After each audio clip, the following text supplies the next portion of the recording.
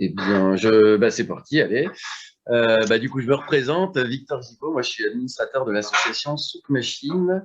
Donc, pour reprendre un peu un historique, Souk Machine, ça fait 15 ans que ça existe, c'est une association. Pendant longtemps, cette association a organisé de manière ponctuelle des événements dans des lieux délaissés, souvent en friche ou autres, occupés ponctuellement pour le temps d'une soirée. Et dedans, au niveau artistique, il y a une forte dominante musicale, mais c'est quand même ce qui fait l'originalité des événements Souk Machine, c'est le mélange des genres, que ce soit au niveau de la musique, mais aussi des disciplines artistiques, avec souvent du théâtre, de la danse, des installations artistiques, des performances. Ça peut vraiment varier d'un événement à l'autre.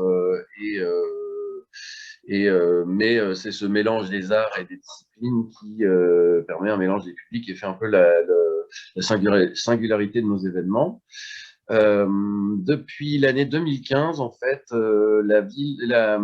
l'association a eu la possibilité d'occuper des lieux de manière un peu plus pérenne que seulement pour le temps d'un événement.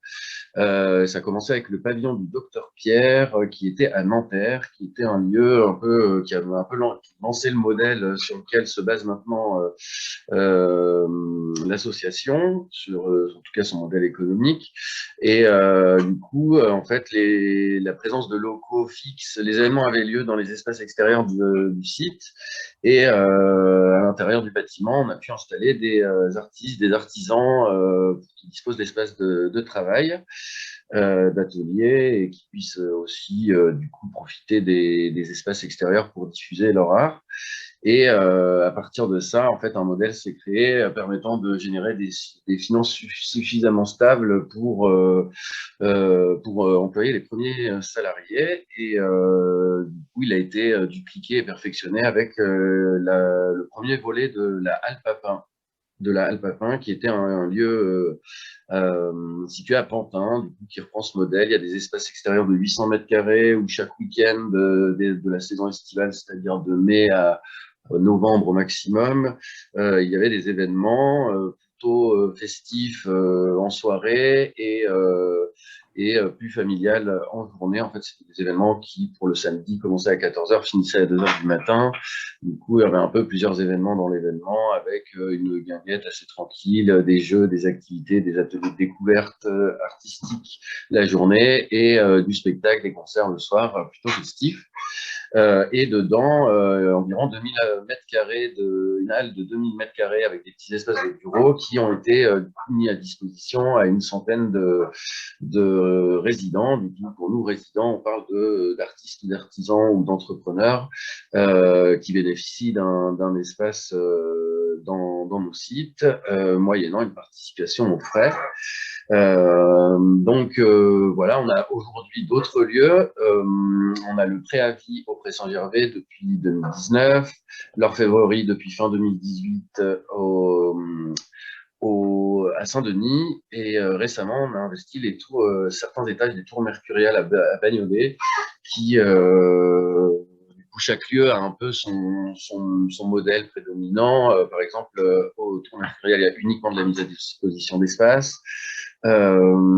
Au préavis, c'est plutôt de la mise à disposition d'espace, mais c'est par défaut, puisqu'on a eu du mal à mettre en place des événements. On n'a organisé que 2 à ce jour là-bas. Et l'orfèvrerie, aussi plutôt un accent sur les mises à disposition, parce que le lieu est immense. On a fait un événement qui a accueilli 3000 personnes là-bas, mais c'est assez difficile de mettre en place de manière régulière des événements sur une saison, sur un site comme ça, même si on travaille pour cet été. Mais du coup, moi, je vais me focaliser sur le second volet de la Halle Papin qu'on a du coup depuis la fin de l'année dernière, qui est toujours à Pantin, qui reprend vraiment le même modèle. On veut vraiment que ce soit la continuité du projet de notre première Halle Papin. Et bon, après, le contexte est un peu particulier. Du coup, je vais un peu broder sur le modèle tel qu'on l'envisageait, puisque ça a été un peu perturbé, que ce soit sur la partie événementielle l'année dernière, où on n'a pu ouvrir que 2 mois pendant l'été, et sur un retard qui a été pris sur l'aménagement des espaces qu'on peut mettre à disposition. mais qui est en train justement de s'activer aujourd'hui. Du coup, je vais un peu vous parler du modèle tel qu'il va se mettre en place avec des saisons événementielles plus denses et de la mise à disposition permanente et temporaire avec un volume un peu plus conséquent que ce qui est le cas aujourd'hui.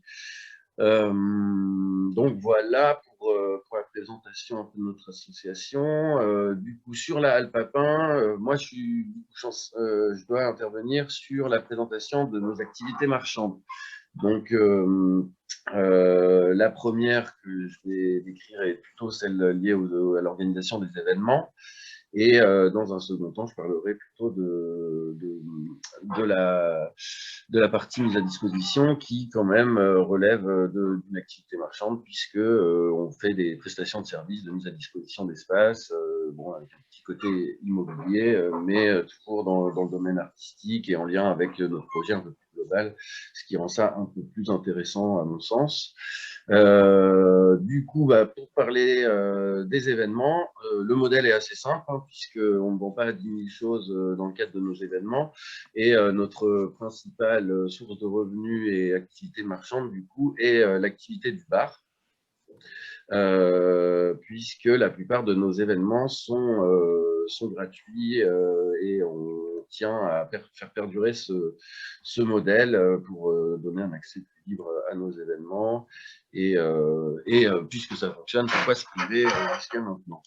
Du coup, le bar, sur une saison événementielle, je me base plutôt sur les chiffres de notre première Halle Papin, avec une saison événementielle qui était assez intense.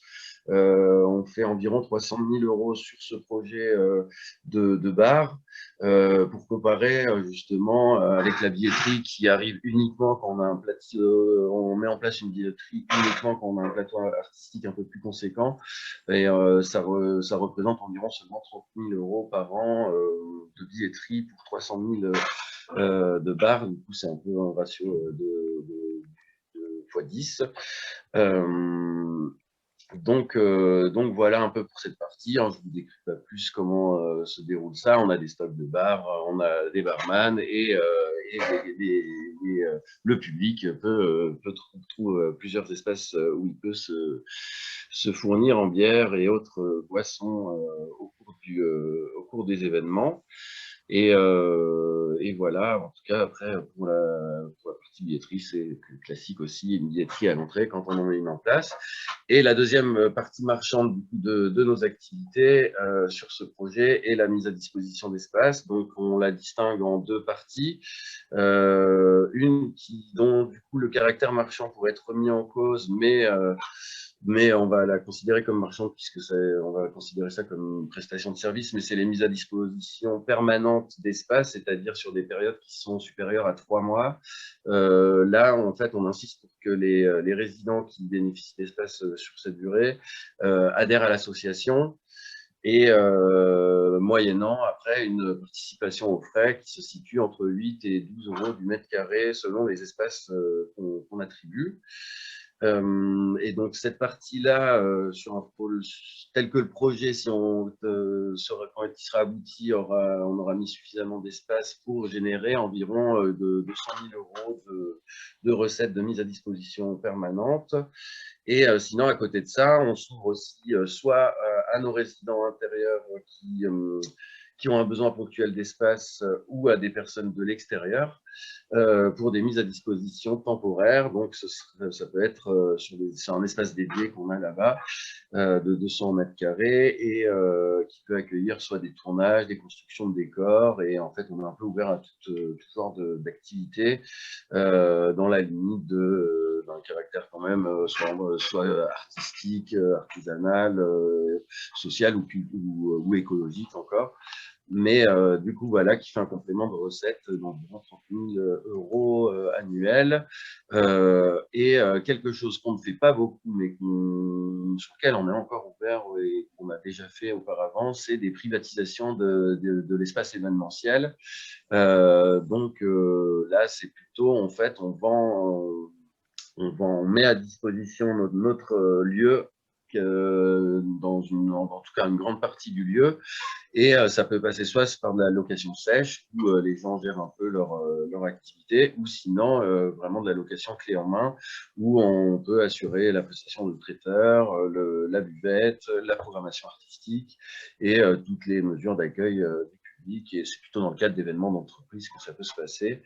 Et alors ça, je ne l'ai pas chiffré puisque c'est quelque chose qu'on fait très occasionnellement, mais c'est des choses qui peuvent générer 10 à 15 000 euros au coup par coup et qui peuvent représenter autant de recettes complémentaires. Donc voilà, sur un projet comme celui-là, toute cette partie marchande représente quand même environ 80-90% de notre budget, puisque les seules subventions qu'on qu'on obtient sur ce projet sont uniquement liées à l'investissement et sur certains projets qui peuvent, par exemple, nous on fait des projets dans le cadre du contrat de ville, politique de la ville pour faire des découvertes de métiers. Voilà, c'est plutôt des subventions au projet qui se financent lui-même, mais pour financer le fonctionnement du lieu, c'est quand même en majeure partie nos recettes marchandes qui permettent de le faire tourner. Ce qui nous donne une certaine indépendance dans notre fonctionnement vis-à-vis de financeurs publics ou privés, du coup une certaine liberté dans notre fonctionnement et dans notre mode de gestion, mais qui peut aussi du coup nous rendre dépendants d'une activité assez intense et qui, quand elle se retrouve perturbée, comme c'est le cas aujourd'hui, peut nous mettre en danger, puisqu'en fait, on n'a pas d'airbag derrière qui puisse, en cas de cessation d'activité ou de blocage de ces dernières, qui puisse nous assurer une certaine sécurité. Donc voilà, aujourd'hui, nous, en l'état, on a largement survécu puisqu'on a plusieurs lieux qui peuvent se financer les uns les autres avec des activités différentes. Du coup, on a eu quand même une continuité dans nos activités. Mais si on avait eu un seul lieu, ça aurait été très compliqué puisque quand même la partie événement, qui représente une grosse moitié de notre budget annuel, aurait été totalement à l'arrêt, ou en tout cas l'année dernière a été plutôt divisée par 10 par rapport à une année normale. Donc voilà un peu, moi je dirais, la limite de cette indépendance financière qu'on a, mais qui est dépendante du contexte et qui peut être aujourd'hui un exemple de contexte sanitaire, mais qui pourrait aussi être une fermeture administrative pour le non-respect d'une réglementation ou pour du tapage nocturne. Enfin, c'est des choses qui peuvent arriver, surtout quand on touche un peu à la culture festive. Il y a toujours des risques de se retrouver bloqué ou même de ne pas pouvoir lancer le projet pour des questions de mise aux normes ou de réglementation. Donc voilà à peu près pour ma présentation. J'ai peut-être été un petit peu rapide en fait. Je ne sais pas si quelqu'un veut rebondir sur des questions ou sur peut-être des petites demandes de précision pour que je poursuive ma présentation. Après, on pourra passer au temps de... Merci beaucoup en tout cas. Merci à vous d'échange. Du coup, là, pour le Covid, là, tu disais que vous avez perdu, que votre activité elle, a été divisée par 10. Oui. Ça remet en question votre modèle. Je veux dire, vous pensez à le diversifier ou à faire quelque chose pour être plus résilient ou quoi? Alors, pas vraiment, puisque en fait, le problème que je disais, et on a trouvé quand même des solutions. Comme je disais, c'était d'une part le fait qu'on ait d'autres lieux dont l'activité a continué à tourner, qui auraient pu quand même nous amener à repenser notre modèle pour justement se diversifier peut-être les activités et être sûr d'avoir des choses qui tournent tout le temps ou se centrer sur les activités moins sensibles aux aléas contextuels. Mais en fait, nous, on a quand même eu la chance d'être très accompagnés par les pouvoirs publics dans cette mise à l'arrêt de l'activité spectacle. Je dis la chance parce que c'est pas du tout acquis pour tous les acteurs du spectacle et c'est même plutôt une minorité qui ont été très bien accompagnés. Et c'est plutôt lié au fait que nous, on a vraiment, depuis des années, mis notre activité dans les clous au niveau du respect des normes sociales dans l'artistique, du respect des contraintes liées aux licences d'entrepreneurs du spectacle et enfin vraiment on est de chaque année un peu plus dans les clous, ce qui a permis justement de mettre en valeur toute l'activité qui s'était arrêtée et de bénéficier des différents mécanismes d'État. Moi, qui relève plus de la partie au nom de laquelle je suis censé parler, mais qui ont pris le relais justement là-dessus. Et en fait, notre activité spectacle a vraiment pu se mettre à l'arrêt. Euh, et, euh, et même, j'ai envie de dire, sur une année un peu blanche comme ça, où on est très accompagné, on fait presque un meilleur résultat que sur une année où on prend des risques à vraiment organiser des... Enfin, j'exagère un petit peu, mais en tout cas, en vrai, on brasse beaucoup moins d'argent, mais il n'y a aucun risque de se planter sur des événements, parce que nous, autre chose, justement, quand je disais la contrainte de dépendre uniquement de ces recettes marchandes, c'est d'être actif tout le temps, puisque nos événements ne sont pas tous égaux. Il y en a certains, on sait, par exemple, nos événements du dimanche vont coûter de l'argent puisqu'on rapportait, alors que ceux du vendredi ou du samedi peuvent un peu faire les deux. C'est un peu le jackpot. Du coup, ça nous amène toujours, c'est un peu la roulette russe plutôt, et ça nous amène à devoir être actif tout le temps, à multiplier les événements et à faire des saisons à rallonge pour que le nombre, enfin, pour multiplier nos chances que le nombre d'événements qui sont créditeurs couvre ceux qui ne le sont pas. Et après, je dis ça surtout parce que nous, on pense plutôt au global et les événements de l'Alpapin s'autofinancent à peu près en général. Mais il y a toujours ce risque de perte s'il y a un peu moins de monde de temps en temps, si on a des problèmes au niveau du bar sur certaines soirées ou autres. Bref, on peut se planter, tandis que là, on est vraiment sur de la prise en charge des pertes à l'euro près avec des constructions de budget et de multiples dispositifs de financement qui se relaient les uns les autres. On a eu la région qui nous a financé au titre du spectacle, du secours spectacle, le CNM à plusieurs reprises, le Centre national de la musique, tous les dispositifs de droit commun, le coût d'activité partielle, le fonds de solidarité, qui ont fait qu'on a justement, en fait, on a la mise à l'arrêt c'est comme si on avait une année sans aucun risque de perdre des sous sur certains événements et on s'y retrouve, nos postes ont été financés et ça a pu se poursuivre. Après, voilà, c'est que tant que ça dure pas trop longtemps, ils ont mis le paquet sur les premières aides. Là, on sent que ça commence à être de plus en plus compliqué alors que ça dure. Et justement, combien de temps, enfin voilà, être dépendant aussi de ces mécanismes qui prennent le relais n'est pas non plus une solution. Mais quand ça reste sur du temporaire comme ça, on s'est dit, enfin, nous, on n'a pas envie de revoir notre modèle, surtout parce que c'est ce qui guide même l'ensemble de nos projets. Il y a quand même ce gros centre que sont les événements et qui vont aussi créer les dynamiques qu'on va retrouver plutôt sur les parties,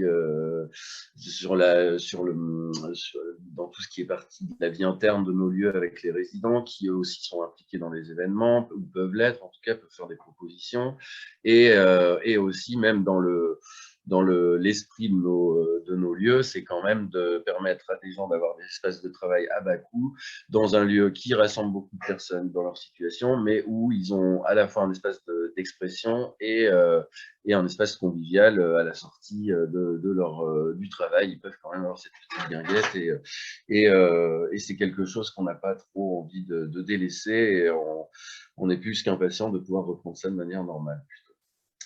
Enfin, voilà, plutôt que de muter, on veut revenir à la normale en prenant les précautions qui font peut-être qu'on sera plus résilient par la suite, mais même si au final on peut se considérer comme tel tout de suite, mais c'est vraiment quelque chose qu'on ne veut pas lâcher et même si ça demande des efforts, que c'est justement que c'est assez lourd, qui est assez risqué, ça peut être stressant de savoir si on va se planter, pas se planter en permanence et du coup de toujours faire plus pour s'en sortir.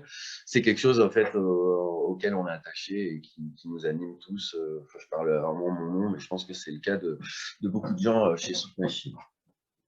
Victor, du coup, moi j'avais une question aussi pour poursuivre la discussion. Ouais. On a évoqué un peu avec Arnaud ce matin le fait de faire des choix réalistes entre guillemets et pragmatiques par rapport aux tarifs. Par exemple, d'évoquer que le budget bar était un budget assez important dans votre modèle économique.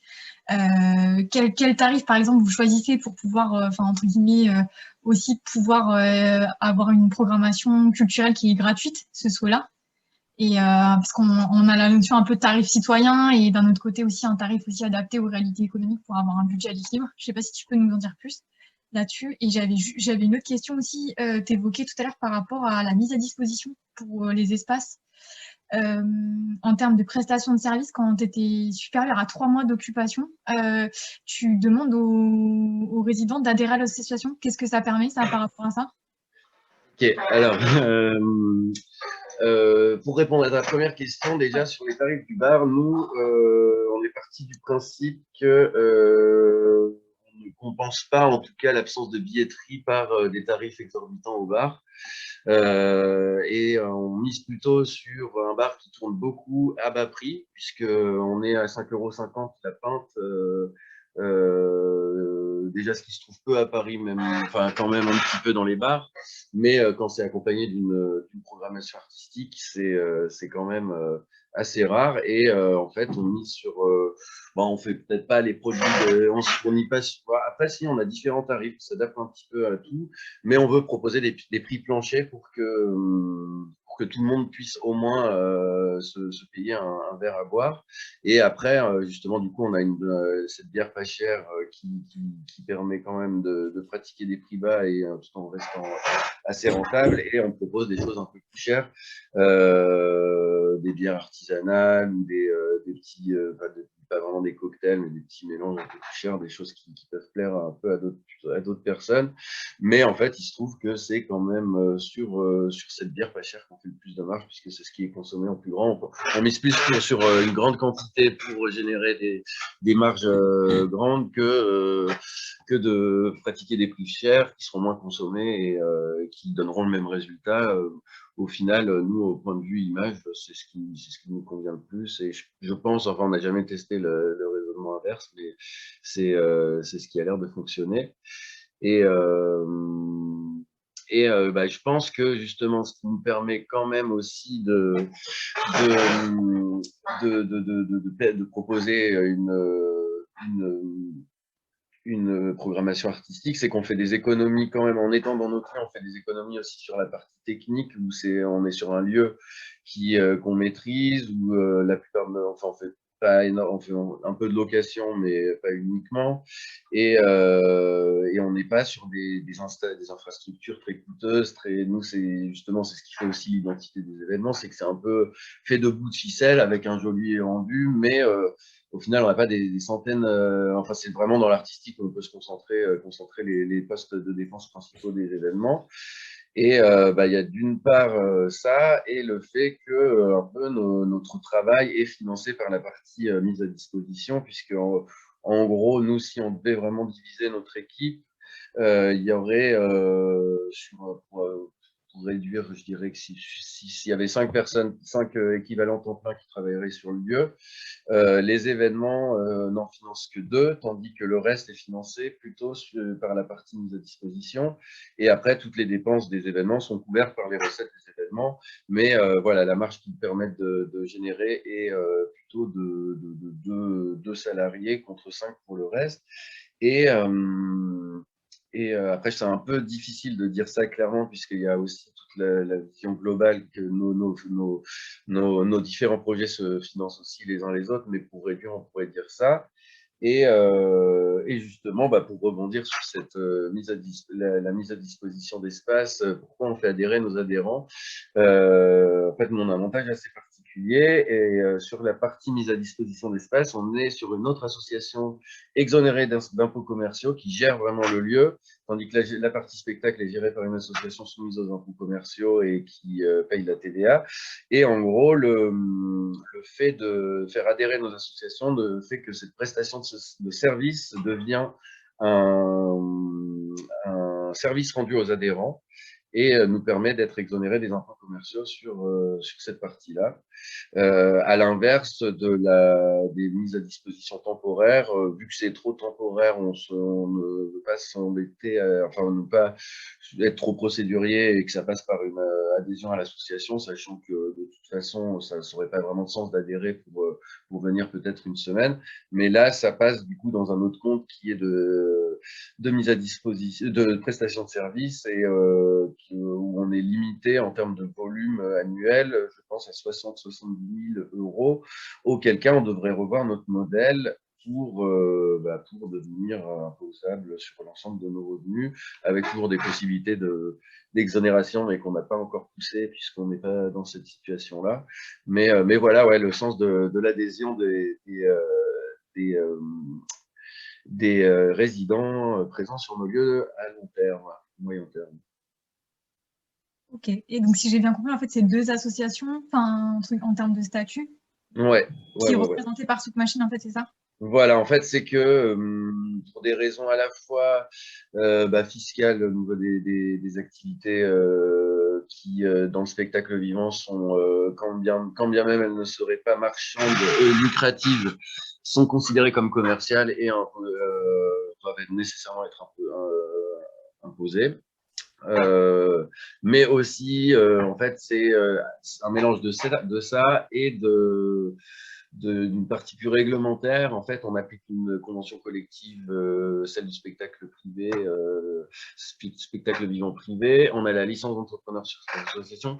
Bref, en tout cas, c'est un peu comme la boîte de prod du lieu et de nos activités spectacles, qui permet un peu une certaine indépendance des activités, d'ailleurs, qui nous a permis d'ailleurs de mettre complètement en pause l'activité spectacle qui, elle, n'avait plus aucune recette, contrairement à l'autre qui en plus, avec le conseil, enfin, nous, on a des lieux de plus en plus grands, on avait plutôt une augmentation de chiffre d'affaires sur 2020 pour les mises à disposition, alors que c'était la catastrophe niveau événement, et c'est ce qui a permis un peu cette division des activités, cette division du traitement de chacune, et à l'une de bénéficier d'aide et à l'autre de continuer à se développer sans remettre en cause son modèle.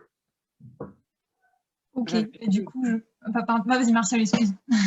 Continue Estelle, si tu veux. Juste je termine sur cette question-là. Du coup, on se posait avec l'autre groupe de tout à l'heure. En fait, c'était voilà, est-ce que le système associatif, en termes de structure juridique, convient toujours effectivement dès lors qu'on commence à être vraiment dans une économie marchande. Et du coup, si j'ai bien compris, vous avez vraiment adapté, vous avez conservé le statut associatif, mais avec certaines adaptations en fonction de l'activité que vous pratiquez, en fait, c'est ça? Voilà. Ouais, justement, c'est une pause. On est rentré vraiment dans un fonctionnement qui est en place, qui est assez lourd à modifier. Et c'est vrai que l'existence de deux assos, alors on se demande si on ne devrait pas sinon créer une coopérative qui rassemblerait les deux associations et permettrait quand même de clarifier en termes de gouvernance le rôle de chacun, de chaque type d'adhérent, de chaque type de bénéficiaire et de chaque partie en présence dans les deux parties. Après, c'est quelque chose qui est vraiment assez lourd à faire. Du coup, on ne l'a pas encore fait. Et on tient quand même aussi à garder cette dimension associative. C'est quelque chose dont je pense que le pas à franchir pour créer une boîte, vraiment une société qui fonctionnerait un peu de la même manière, mais rien qu'au niveau symbolique, c'est quelque chose qui nous freine un petit peu. C'est comme ça que je le perçois. Je ne sais pas si c'est vraiment ça, mais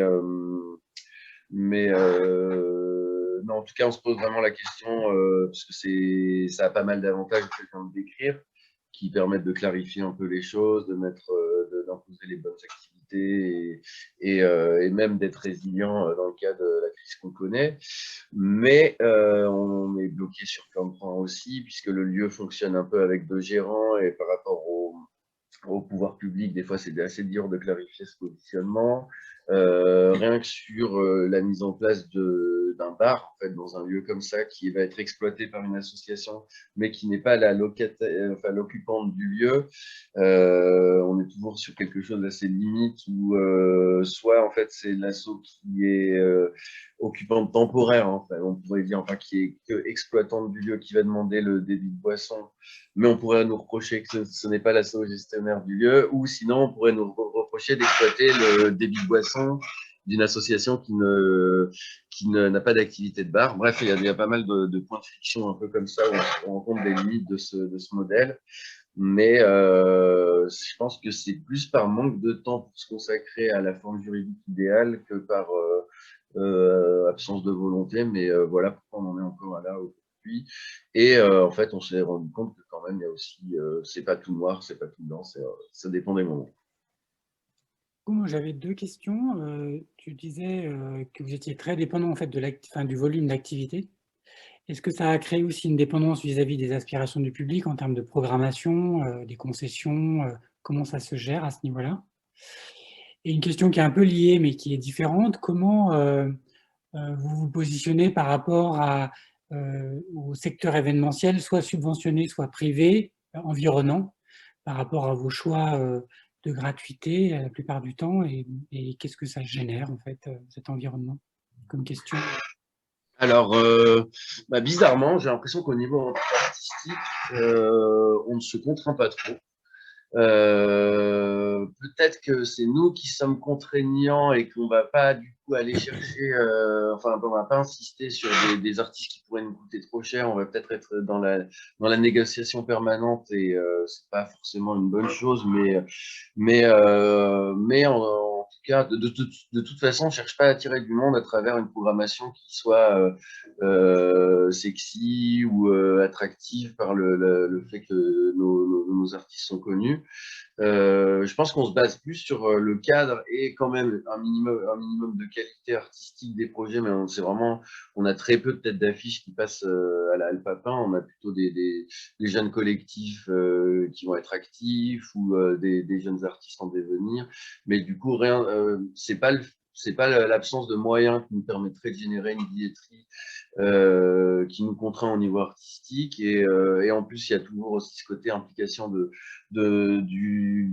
nos résidents qui nous permet aussi de faire quand même un certain nombre d'économies bien que tout soit rémunéré, mais on a quand même un réseau de 800 résidents aujourd'hui qui peuvent proposer des activités, voire de la programmation, et qui sont aussi dans cette démarche d'échange. Bien sûr, ce sera rémunéré, mais ils vont peut-être être moins exigeants que sur un lieu totalement inconnu qui viendrait les chercher.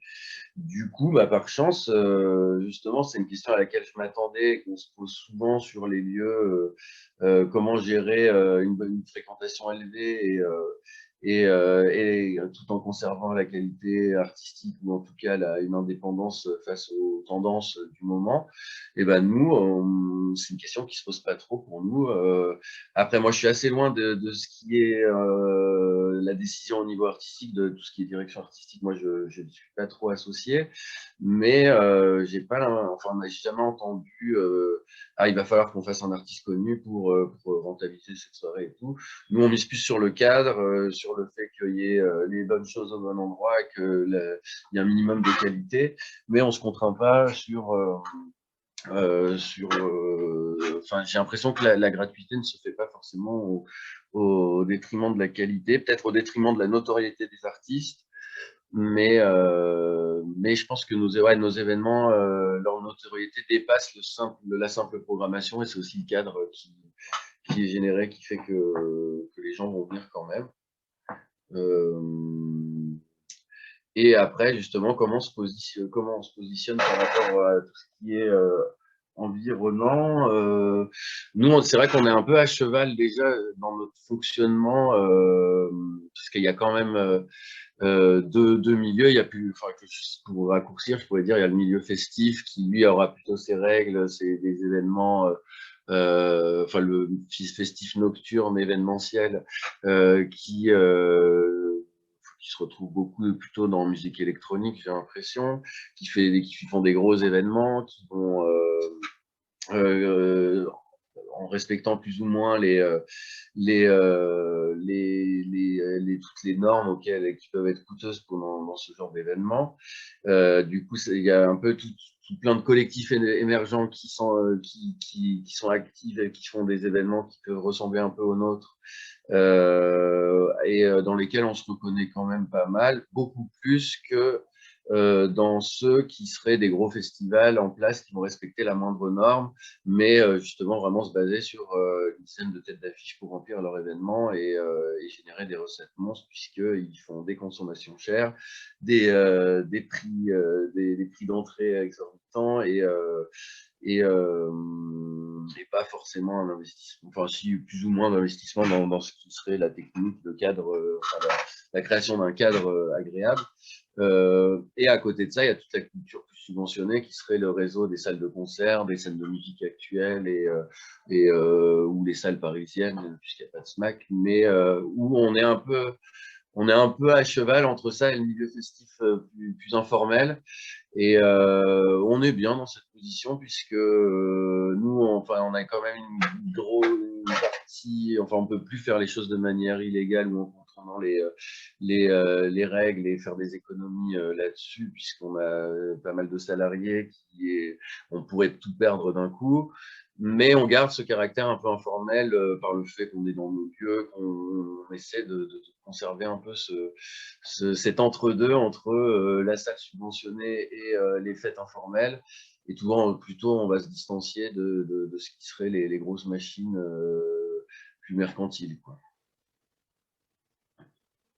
Juste pour rebondir, parce qu'en t'écoutant, ça m'est venu à l'esprit, je veux juste que tu éclaircisses là-dessus. À t'écouter, parfois, on a l'impression que même si vos choix de programmation, je les ai bien compris, ils sont assez libres, il y a cette idée d'une scène émergente, etc. Mais est-ce que vous considérez que, du coup, les cachets des artistes sont une valeur d'ajustement? Parce que j'ai l'impression que vous faites venir ces artistes-là spécifiquement parce qu'ils sont moins chers et que vous négociez aussi avec eux éventuellement des cachets moins importants. Est-ce que ça fait partie du modèle économique? Et du coup, est-ce que derrière, il n'y a pas la question de est-ce que c'est l'artiste qui se produit, qui est la valeur d'ajustement de votre modèle économique? C'est une manière de voir les choses qui n'est pas totalement fausse, je pense. Après, j'ai l'impression que c'est un peu du donnant au niveau des artistes. C'est sûr on va pas pousser. Enfin, je pense qu'on est plus dans la négociation à imposer un budget à des artistes et voir si c'est possible ou pas. Mais on est dans un réseau d'artistes où je pense qu'il y en a beaucoup qui nous connaissent de base et qui savent que pour jouer dans un cadre comme ça, ils ne vont pas être aussi exigeants que dans d'autres cadres. Et du coup, ils gardent cette tolérance ou cette marge de négociation possible. Après, on n'est quand même pas, on est enfin, en total respect de la qualité de leur travail et enfin, il y a quand même une justesse dans la rémunération qu'on essaie de donner. Après, on bidouille un petit peu des fois aussi pour faire baisser les plateaux artistiques en embauchant une partie des artistes et en facturant une autre partie. Hein. C'est des choses qui peuvent arriver. Mais j'ai l'impression que c'est justement les artistes qui viennent, déjà en nous sollicitant, déjà, si c'est eux qui nous sollicitent, ils sont très conciliants, ils ont envie de jouer chez nous et ils seront prêts à accepter un peu un cadre minimum, mais ils en sont très contents. Et en plus, ça passe souvent par des collectifs où nous, ils ont une compensation en pouvant gérer une donation libre à l'entrée qui leur permet d'avoir des revenus pour après plutôt sur la coordination de l'événement que directement en cachet artistique, mais ce qui fait que c'est acceptable pour eux puisqu'ils vont pouvoir développer leur projet par la suite grâce à ça, même si les artistes n'auront pas été rémunérés de manière importante. Et sinon, je pense vraiment qu'il y en a qui savent que ils seront contents, c'est un peu une date, je sais pas s'ils considèrent ça comme des dates à perte en venant chez nous par rapport à leur projet, mais il y a un effet, je sais pas, peut-être qu'ils sont prêts à accepter des conditions un peu moins favorables qu'ailleurs pour bénéficier de la com que représente de jouer chez nous. Je sais pas trop, mais en tout cas, je sais qu'on a ou sinon, on a des programmateurs qui sont de très bons négociateurs. Mais j'ai l'impression que ça, c'est jamais quelque chose qui se fait plutôt dans le conflit, mais c'est un peu un partenariat, un deal entre la plupart des artistes qu'on reçoit et notre manière de fonctionner. Je ne sais pas si c'est très clair, mais voilà comme je ressens les choses. Après, je pense que forcément, ça se fait un peu des fois au détriment des artistes. mais ça, justement, on rentre pas aussi dans la surenchère qui peut se passer à l'autre bout du secteur musical, où ce sont les artistes qui sont maîtres et qui demandent des cachets exorbitants et les productions, les organisateurs s'y plient puisque c'est le gage d'une jauge complète. Merci beaucoup en tout cas. À vous de